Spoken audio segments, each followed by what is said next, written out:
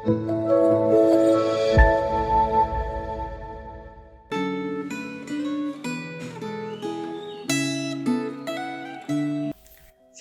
jemaat yang dikasihi oleh Tuhan. Apa kabarnya hari ini?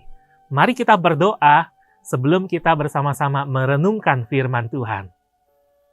Bapa dalam surga, kami mengucap syukur untuk kebaikan-Mu dalam hidup kami. Terima kasih untuk hari baru yang Tuhan izinkan untuk kami jalani. Biar Tuhan memimpin kami dalam perenungan hari ini, sehingga kami beroleh kekuatan, pimpinan, tuntunan, dari kebenaran firman-Mu. Dan biarlah kami boleh menjadi pelaku firman yang baik dalam kehidupan kami. Di dalam nama Tuhan Yesus kami berdoa. Amin. Jemaat yang dikasihi oleh Tuhan, saya akan membacakan Yehezkiel pasal 16 ayat 1-5.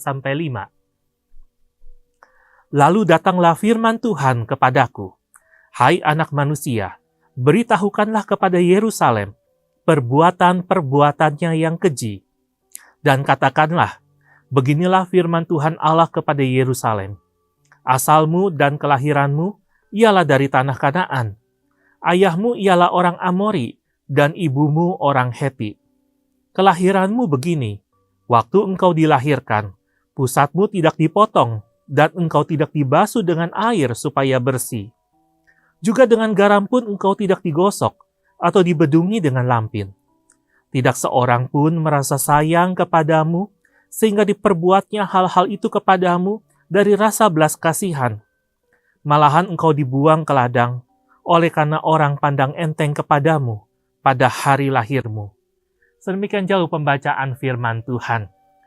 Jemaat yang dikasihi oleh Tuhan, Yerusalem awalnya bukanlah kota yang menjadi impian, idaman, atau dambaan banyak orang. Ini kota yang tidak ada apa-apanya dibandingkan dengan kota-kota lainnya di tanah Kanaan, yang jauh lebih lengkap fasilitasnya, yang jauh lebih lengkap infrastrukturnya, dan lain sebagainya. Yerusalem tidak dilirik, bahkan orang buang itu. Namun Tuhan peduli, Tuhan menunjukkan kebaikannya, sehingga Yerusalem bisa maju dan berkembang, bahkan menjadi ibu kota, menjadi pusat peribadatan kepada Tuhan. Nah, jemaat yang dikasihi oleh Tuhan, ini seringkali menjadi sebuah gambaran relasi Tuhan dengan umatnya. Namun seringkali ini menjadi sebuah relasi yang habis manis, sepadi buang. Kenapa habis manis sepadi buang? Karena kita juga seringkali sama dengan apa yang kita lakukan di hadapan Tuhan. Kita seringkali melupakan kebaikan Tuhan. Kita dulu jatuh dan berdosa, hina dan tak berdaya, serta pasti akan binasa. Namun ditebus dengan tubuh dan darah yang tercurah ganti dosa. Kita seringkali menjadi orang-orang yang tidak ada bedanya dengan apa yang Tuhan katakan di dalam Yehezkiel ini. Yang dulu kita bukan siapa-siapa, kita nggak punya apa-apa, kita tidak dipedulikan, kita tidak diperhatikan, tidak ada sesuatu hal yang istimewa dari kita, bahkan orang tidak melakukan apapun kepada kita atas dasar belas kasihan. Namun ada Tuhan yang peduli, ada Tuhan yang mengasihi, ada Tuhan yang menunjukkan kebaikan, sehingga waktu Dia melihat kita ada dalam ketidakberdayaan, dalam kehinaan, dalam keberdosaan, Dia menunjukkan kasih-Nya, Dia menunjukkan kebaikan-Nya, memberikan Tuhan Yesus Kristus mati di atas Kalvari untuk menggantikan hukuman kita yang berdosa. Namun dalam perjalanan kita menjadi orang percaya, yang kita lakukan mungkin seperti umat Tuhan, yang meresponi kebaikan Tuhan dengan melakukan kejahatan, yang telah menerima, mengalami kebaikan Tuhan, tapi justru lalai menyaksikan kasih-Nya, dan cenderung untuk memuaskan diri dengan apa yang ada. Alkitab mengatakan, orang Israel ditegur, umat Tuhan ditegur, karena perbuatan-perbuatannya yang keji. Apa yang harus kita lakukan?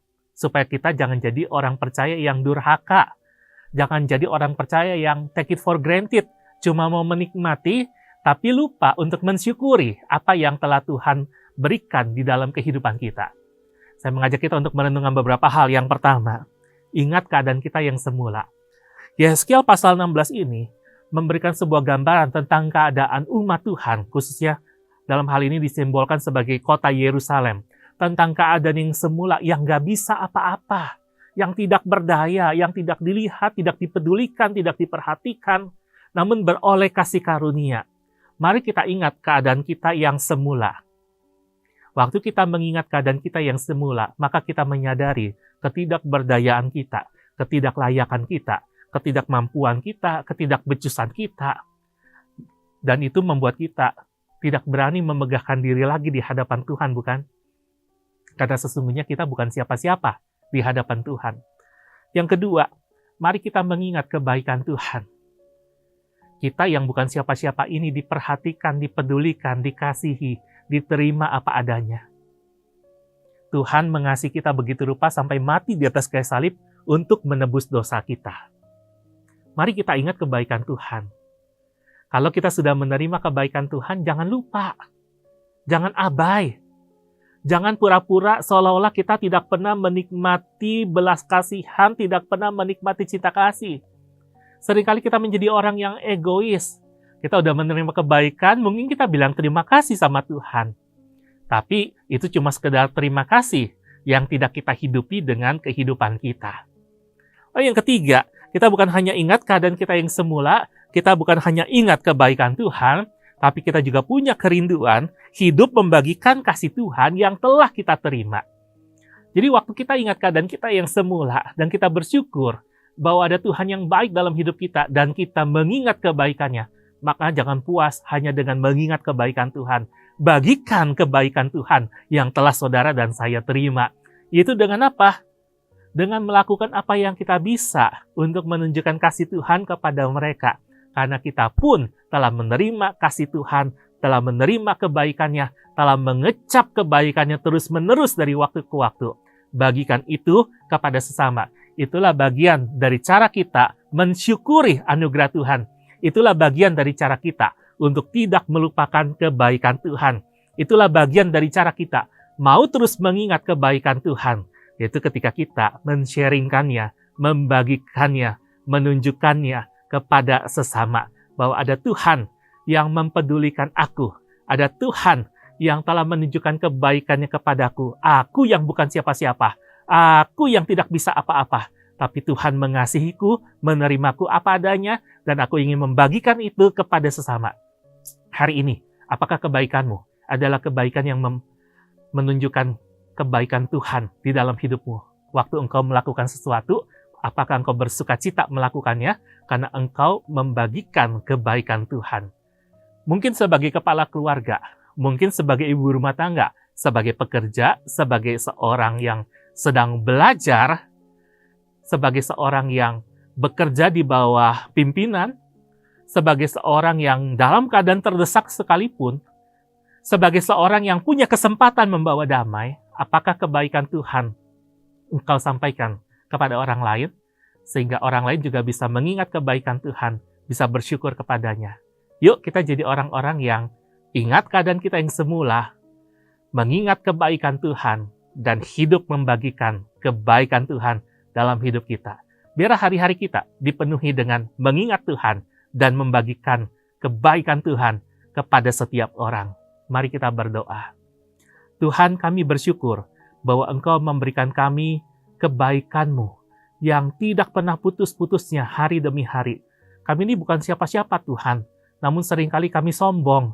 Kami menganggap apa yang kami punya, yang kami raih hari ini, sebagai sebuah prestasi dan kebanggaan. Sehingga rasa syukur kepada Tuhan menjadi berkurang. Hari ini kami diingatin lagi untuk mengingat keadaan kami yang semula. Sehingga kami bisa mengingat lagi kebaikan Tuhan. Dan bukan hanya berhenti sampai sebuah ingatan, tapi boleh diwujudkan dalam tindakan sehari-hari, yaitu hidup kami hidup yang membagikan kebaikan Tuhan. Sehingga orang lain juga bisa ingat kepada Tuhan. Orang lain juga bisa bersyukur kepada Tuhan. Jadikan kami alat di tangan-Mu yang membagikan kebaikan-Mu setiap hari. Di dalam nama Tuhan Yesus, kami berdoa. Amin. Tetap semangat menjalani hari ini. Tuhan Yesus menyertai.